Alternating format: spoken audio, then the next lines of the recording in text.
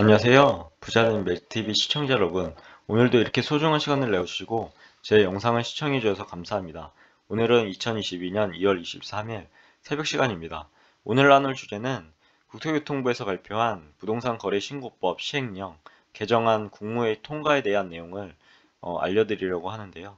총 두 가지로 구분 가능합니다. 첫 번째는 토지거래 허가 구역 내 용도 지역별 허가 대상 기준 면적 강화.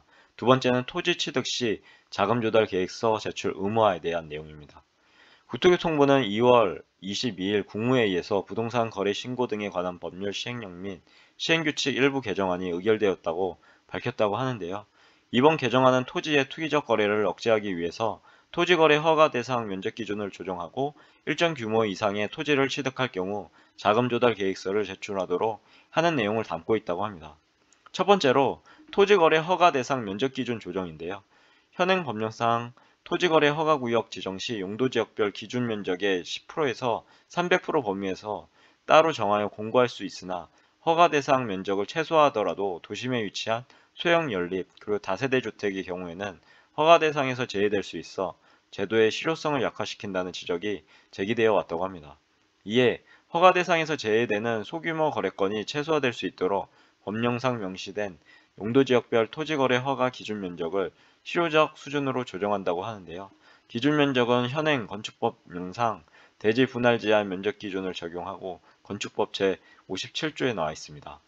용도지역별 토지거래 허가 기준 면적에 대해서 알아보면 용도지역과 기준 면적을 볼 수 있는데요. 주거는 기준 면적이 60제곱미터, 상업은 150제곱미터, 공업은 150제곱미터, 그리고 녹지는 200제곱미터, 기타는 60제곱미터 이렇게 구성되어 있고요. 도시지역 내 주거지역은 현행 180제곱미터에서 60제곱미터로, 상업지역은 200제곱미터에서 150제곱미터로, 공업지역은 660제곱미터에서 150제곱미터 등으로 기준 면적이 각각 조정됐다고 하고요. 그리고 지자체에서 기준 면적의 10%로 허가 대상 면적 기준을 따로 정해서 공고시 주거지역의 경우 현행 18제곱미터에서 6제곱미터 초과 토지까지 허가 대상에 포함 가능하다고 합니다. 두 번째로는 일정 규모 이상 토지 취득 시 자금 조달 계획서 제출 의무화인데요. 토지 취득 시 편법적인 증여, 대출금을 정해진 용도 외에 활용하는 등 투기적 자금이 유입되는지 확인할 수 있도록 자금 조달 계획서를 제출하도록 한다고 합니다. 현재는 일정한 그러니까 규제 지역 내 주택 거래 그리고 비규제 지역 같은 경우 6억 원 이상 등의 일정한 주택 거래의 경우 자금 조달 계획서를 제출토록 하고 있었는데요. 수도권 광역시 세종특별자치시의 경우 기획부동산 피해 등을 최소화하기 위해서 지분 거래를 하는 경우에는 금액과 무관하게 자금 조달 계획서를 제출하도록 하고 지분 거래가 아닌 경우에는 1억 원 이상 여기 1억 원 이상의 조건인데요. 자금 조달 계획서 제출 회피 목적으로 계약을 수차례 나누어 체결하는 경우를 방지하기 위해서 1년 이내에 서로 맞닿은 토지를 추가 취득한 경우에는 합산하여 계산한다고 합니다. 그래서 1억 원이 되는 거죠. 하여튼 1억 원 이상의 토지를 취득하는 경우에 한해서 자금 조달 계획서를 제출하도록 한다라고 합니다. 그외 기타 지역은 상대적으로 개발 호재에 편승한 투기성 자금 유입의 우려가 낮아 6억 원 이상.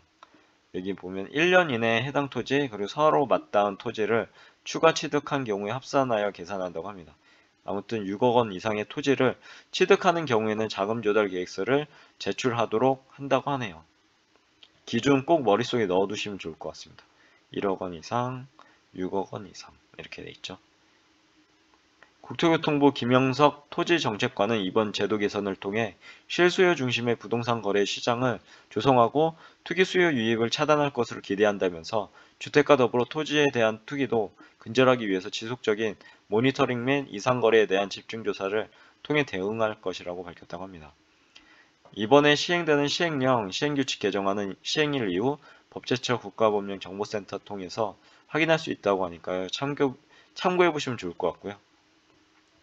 그리고 참고사항으로 토지거래 허가제도의 개요도 이렇게 나와 있습니다.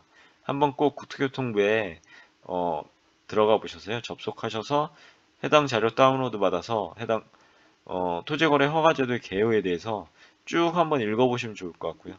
해당 꼭 알아야 될 내용 같습니다. 쭉 보시면 좋을 것 같고요.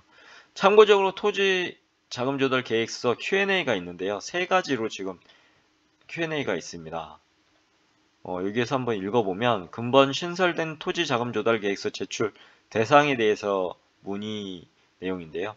2022년 2월 28일 이후라고 합니다. 이 날짜 꼭 머릿속에 넣어두시고요. 해당 이후에 토지거래 계약을 체결하는 경우에 해당된다고 하고요. 수도권 광역시 세종시의 경우는 1억 원 이상 또는 지분거래로 토지거래 계약을 체결하는 경우, 그리고 해당 토지거래 계약 체결 1년 이내 서로 맞닿은 토지를 추가로 취득한 경우 합산한 거래 금액이 1억 원 이상이면 토지 자금 조달 계획서 제출 대상이라고 하고요.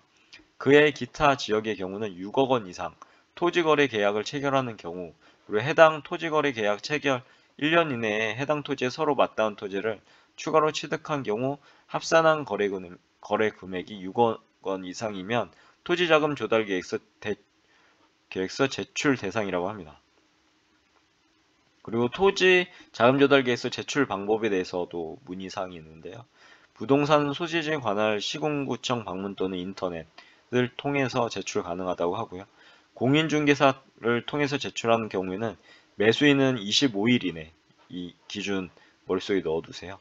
25일 이내에 관련 자금 조달 계획서를 공인중개사에게 제출해야 한다고 하고요. 기간 내 제출하지 않는 경우 매수인이 별도로 제출해야 한다고 합니다. 그리고 제3자 제출 대행을 하는 경우에는 대리는 관련 서류가 있는데요.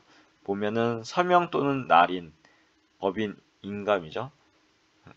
그러니까 해당 날인된 위임장, 그리고 위임인의 신분증, 사본, 법인 인감 증명서, 법인 같은 경우는요.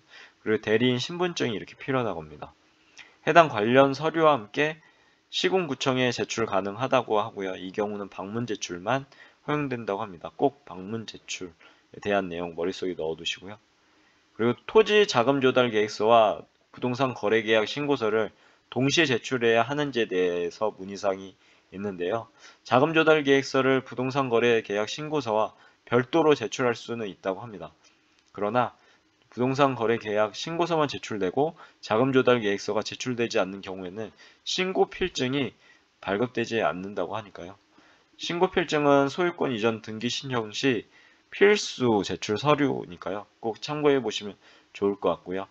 부동산 거래 계약서 신고서와 자금 조달 계획서 일괄 제출을 권장한다고 하네요.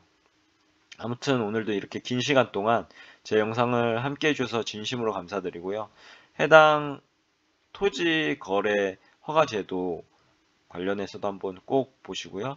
그리고 여기에 해당 부동산 거래 신고법 시행령에 해당되시는 분들은 꼭 해당 자료 국토교통부에서 아무나 어떤 누구나 다운로드 받으실 수 있습니다. 꼭 받으셔서 꼼꼼히 읽어보시고 자신에게 해당되는 경우에는 해당 부분에 대해서 잘 대응하실 수 있도록 하시면 좋을 것 같습니다. 아무튼 오늘 영상은 여기까지고요.